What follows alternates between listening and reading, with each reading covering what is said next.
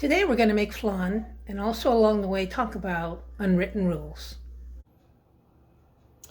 So one of the unwritten rules, or at least not well appreciated rules of cooking, is you need to read the recipe all the way through a couple of times so that you understand the sequencing, what you have to do, and in what order. So I want to show you that first what I've done is grease. In this case, I'm using a loaf pan. I've used lots of different pans and dishes to make flan in, and obviously ramekins. You see flans made in lots of individual ramekins. I don't mind using ramekins, but they're a big bother, and because you have to pick them up and manipulate them individually. So when I'm making just for a group of people, I use this loaf pan, and you'll see what's interesting about this loaf pan, other than that it's been buttered fairly generously, is that because it's a loaf pan, it's narrow. And I think a rule of thumb for making flan is to use something that isn't too wide across. If it's circular, that doesn't have too much of a diameter, because that'll make it easier for the whole thing to set. Because the center of that area is going to take the longest to set, obviously. And the other thing I've done is, and I realized that a minute focused on the loaf pan was kind of boring, but the other thing I've done is taken the eggs out of the refrigerator and let them get to room temperature. So I've got 3 eggs and 3 egg yolks. And the yolks and whites of an egg separate easier when the eggs are cold. So I actually separated them out of the refrigerator, and then I've brought the yolks out into the room to let them reach room temperature. The reason why the eggs are at room temperature is that flan, to make a beautiful flan, a silky flan, you have to avoid any little air bubbles or even slight cooking of the eggs. The air bubbles, when you mix the various ingredients together, the air bubbles, if you stir them too much, too hard, you're going to get more air bubbles. And room temperature yolks dissolve more easily in the milk and sugar than egg straight out of the refrigerator. So that's why we are allowing the eggs to get to room temperature. So now what I've got over here, and I'm going to put the recipe details in the comment section. I took half a cup of sugar and 2 tablespoons of water, and I dissolved the sugar in the water. And now what I'm doing is just using a wet sponge to scrape the sugar off, or not a sponge, but a brush to scrape the sugar off of the sides of the pot, because what will happen is that the little pieces of sugar that you forgot to scrape off are going to burn on the side of the pot and kind of mess up your pot. And that is why I use this same old pot every time I caramelize sugar. So having the sugar in my pot, I turn the burner on to high heat. Again, I'm using a regular burner, not the super duper burner, because that might make that chemical process get out of control for me.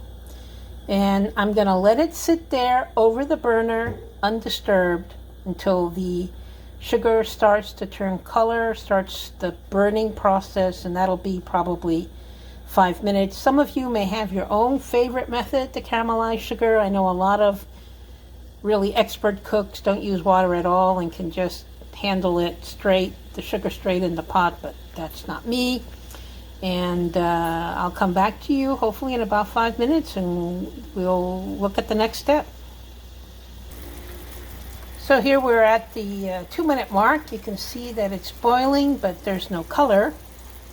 And I have actually carefully turned the pot around, although you don't want to stir it. I do find it useful, particularly since your pot may not heat evenly, to adjust the pot slightly carefully to get even distribution and even heating of the sugar. All right, now I think we're approaching the 5-minute mark, and you see that the sugar has become clear. You can see actually the old burnt sugar marks on the pot as well. So I'm going to stay, after 5 minutes, I'm going to stay right close to it, because what happens is when it starts getting kind of a darker golden color, I will begin to stir it. And you can kind of see, I believe, let's see if I can turn the light on. You can kind of see right there the beginning of color coming in. So I'm going to stir it with a wooden spoon. I think when you're cooking with high temperatures and you're dealing with, like in this case, sugar or milk, I think stirring with a wooden spoon is a better bet, imparts or reduces, eliminates the chance of imparting like a metallic flavor to it all. So here we are. Here's my wooden spoon. We got a lot of color here, so I'm going to begin to stir. And I'm keeping it on the heat, and I'm stirring. And basically, what I'm looking for is the moment that I'm going to take it off the heat. And I'm going to take it off the heat several shades of brown less than what I want, because once I take it off the heat, the sugar, the caramelization is going to continue.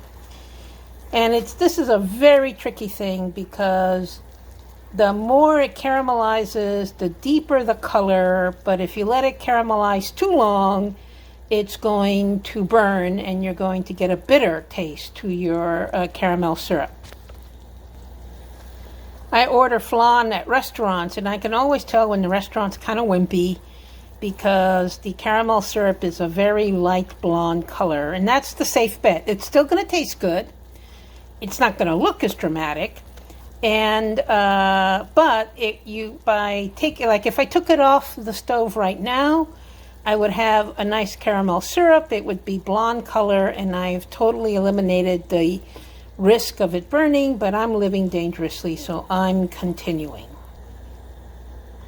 One thing that happens is that with all the frothing, it becomes difficult to actually see the color of the caramel liquid itself. So you have to tip it or try to get an opening so that you can actually see the color.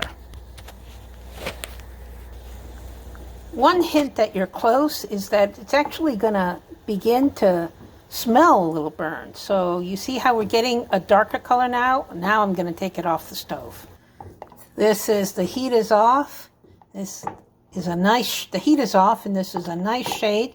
I could let it go a little darker, but I'm not going to risk it. So what I did is I dumped the sugar caramel mixture into my pan. It's sliding all over because I've buttered it. It will soon harden, and that's okay because the cooking process makes it unhardened. So you want to kind of move it around while it's still liquid. Now you can see that I don't really have a huge amount of coverage on the pan bottom. That's okay because with the heat it'll distribute a little bit more. What I find, if you're going to actually cook the flan in individual ramekins, that I increase the sugar caramelization mixture by 50%, because the act of pouring the caramel into the individual ramekins somehow uses up more caramel than what I need for one big pan. Another point I want to make is that this is why you grease the pan and have it ready to go before you start the sugar caramelization, because you want that to go in there and be ready for the flan when you've mixed the flan. Another thing that's worth noting is that I filled the pot with water to kind of melt the sugar and make it easier to clean up. It's actually really easy to clean up. Once it all gets wet, everything comes right off of it.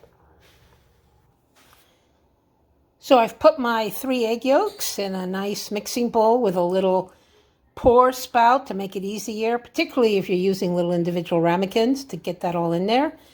My 3 egg yolks, you don't have to agonize over separating your eggs. As I said, I think earlier, the eggs separate more easily when the eggs are cold, but the egg yolks combine more easily with ingredients when the eggs are room temperature. So just separate them as best you can. No harm done if you don't have a clean separation between egg yolks and egg whites. And now I'm going to add 3 complete eggs to the mixture.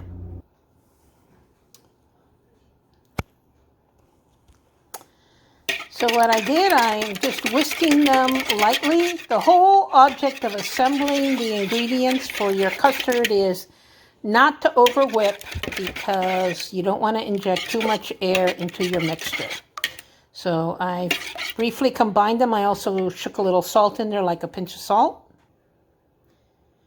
The next ingredient is a 12-ounce can of evaporated milk. The recipe that is the kind of foundation for my flan is so old that cans of evaporated milk used to be 13.5 ounces, but now they're only 12. And sometimes I make the flan where I just make it with the 12-ounce can and don't try to adjust for the difference in liquid, but this time I am going to try to adjust for the difference in liquid.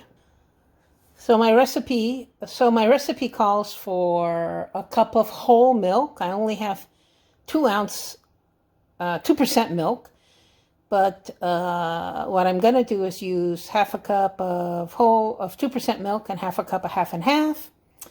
And I've seen flan recipes that use just half and half, for example. So I don't think there's an issue here. And in fact, I'm going to add, that's going to make the cup of whole milk. I'm going to add 3 tablespoons of half and half to compensate for the 1.5 ounces of evaporated milk that I'm missing. There's 2 tablespoons in an ounce, by the way.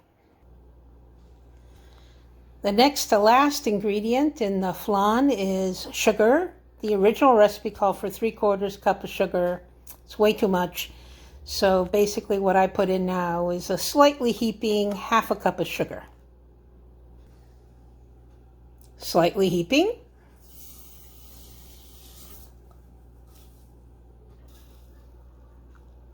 The last ingredient is some vanilla extract. I don't know, it maybe just calls for a teaspoon or 2, and I basically do an overflowing capful. There's other things you can add in addition to the vanilla, or instead of the vanilla. For example, you can add lemon zest or orange zest or lemon extract or almond extract, but I'm making kind of the classic flan today. So all the ingredients are in the nice, I don't know what you would call this, container? Mixing bowl. And you notice I wasn't mixing them individually. I did mix the eggs at the beginning with a little salt, but then I added everything in, and now I'm mixing, and my goal is to mix, but not aerate too much. So I mixed it for maybe 30 seconds. You can see that there's still little egg clumps in there, and what I'm going to do as I pour it into my prepared pan, I'm going to take it through this sifter thing, and that will kind of reduce the air bubbles and get rid of any excess particles. That's a handsome looking guy. Nice, no obvious air bubbles on top. Kind of let it shake it a little bit to let it settle, but it looks really good. So now what we're going to do is put it in the oven at 350 degrees in a bain-marie, which just means this larger Pyrex dish is going to have some water in it, and then I'm going to put the flan pan in there. Flan pan, that's hard to say. And the idea is to have it surrounded in that water to encourage even heating. There are some who say you put a towel down and then put the pot on the towel, and that again is to make sure that no part of the flan gets too hot, that it doesn't boil, because that will essentially kind of curdle the eggs, particularly if it's overcooked, and create air bubbles, which I think affect the taste, but definitely don't make it look as elegant. So here I've put the flan pan inside the Pyrex dish. And I'm going to take my tea kettle that just has water left over from this morning. So it's not hot at all. It's room temperature. And I'm pouring it in until it gets kind of halfway up the pan. I think that's more or less it. Sometimes people talk about making sure this water, actually I could use a little more water, I'll put it all in. Make sure that this water is already warm. But I have found that it's okay for the water to just be tepid. So there you go, it's in the pan or in the oven at 350 degrees. It's loosely covered with aluminum foil, again, so that the top doesn't cook faster than the rest of the flan. And I'm going to stick it, close the door, set the timer for about maybe 45 minutes before my first check for doneness. And now I can go take a walk or do whatever it is I want to do. 46, that's good enough. So I set the timer right at 45 minutes. I have not opened the oven in all that time. It's important for the flan to set well, to have a continuous stable temperature, but I'm going to give it a test right now. So I'm just going to open it. And there's a little bit of steam came out. That's good, I think. Take off the aluminum foil. And I'm just going to stick my finger in there.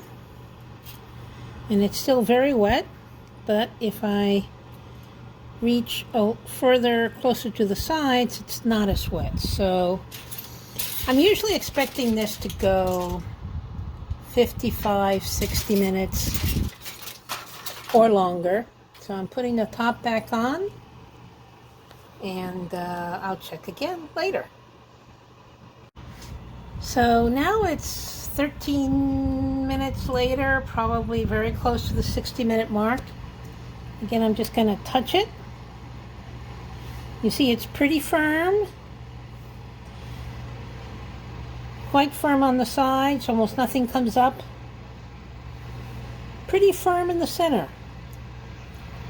More liquidy there. Gonna stick a toothpick in it, see, right in the center how we're doing. It's kind of wet. So what I'm gonna do is I'm not gonna bother with the aluminum foil at this point. I'm probably gonna give it another 2 minutes and check it again. It's definitely a feel thing. I want it a little drier, just a bit more set. All right, 2 minutes later, and you can tell when I shake it, it's pretty firm. It still wiggles in the center. I'm going around it. It's pretty firm in the center. More liquid, but pretty firm. I think it's just about ready. And so my rule of thumb is when I think it's just about ready, I leave it in yet another minute or two. So I'm going to go for 2 more minutes and we'll be good. So I've done this because this is the secret to making good flan, is to check it and check it, several times in the last 10 minutes or so of making it so that you get the right consistency. So I've taken it out of the oven. I took it out of the bain-marie immediately. Another reason why 1 loaf pan is, in most cases, superior to 8 ramekins, because you'd have to be fishing out 8 ramekins out of there. And I immediately put it on a rack. In this case, I'm letting my gas stove grate serve as a rack, get air underneath and let it cool off. And then when, it's pretty cool, room temperature, I stick it in the refrigerator. Refrigerated at least 3 to 4 hours, and then unmold it, and we'll be ready to go. That's about par for the course for making a flan. It took about 1 hour and 5 minutes in the oven, and I checked it 2 or 3 times in the last 10 minutes of cooking to feel confident that I was getting it out at kind of the right set point. it's actually going to continue to cook for a little while, and it'll harden even a little more, set a little more in the refrigerator.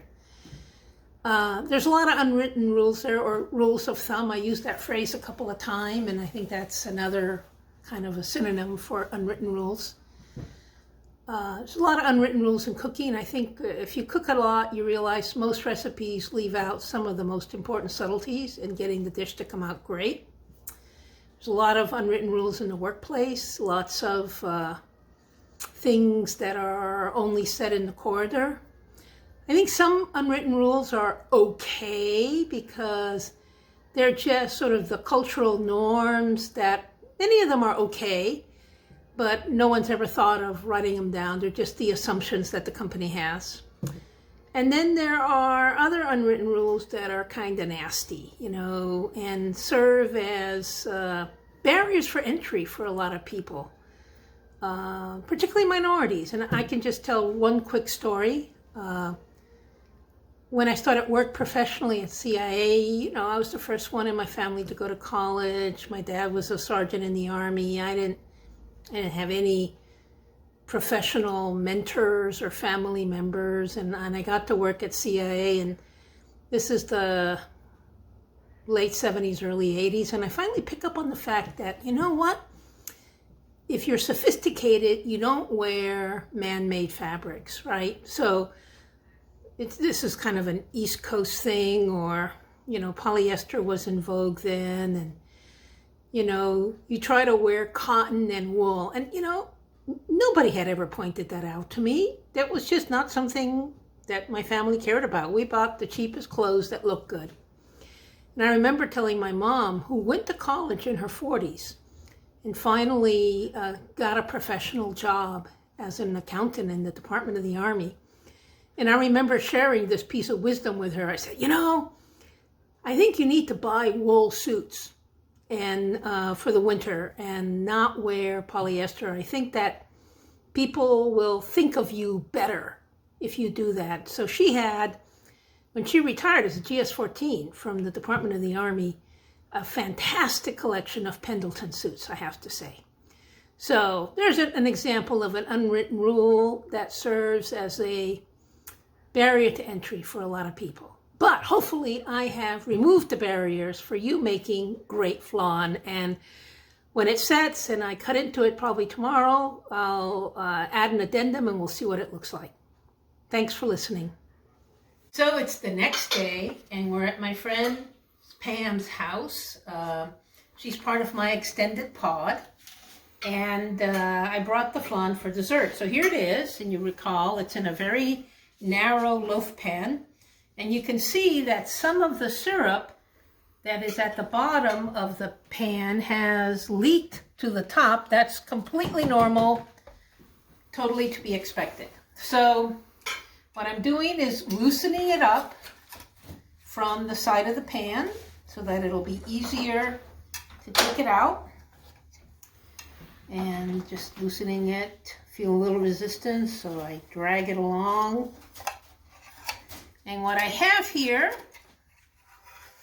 is just a baking sheet with a rim. And the rim is important because you'd be amazed how much syrup is in here.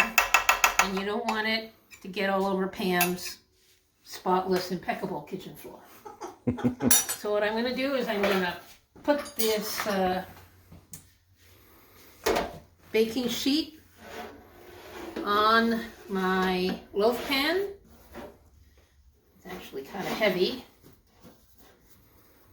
And then I'm turning it over. And I'm lifting it up. Oh, yeah! And voila, we have flan. And you can see, and then you'll recall from the beginning of the taping that it didn't seem like there was a lot of syrup, caramelized sugar, but there is some. And if you could, camera person, if you could take a close-up here. So what you have here is a fairly smooth outer part of the flan. There are some holes in it. It's kind of, I've never been able to make it so that I completely avoid the holes, but what you're looking for is not a whole lot of holes. And then when you cut into it, which I'm about to do here, hopefully it'll be nice and smooth. And in fact, it is pretty nice and smooth. Look at how beautiful this piece on this side is. So when I go to a restaurant and I look at flan and I go, are those people pros or are they wimps? I judge it by the color of the caramelization. It should be dark. If it's really barely has any color in it, they are wimps. And then I look to see how firm it is, how well it's set, but that it's smooth and satiny. And that, my friends, is how you make flan caramel.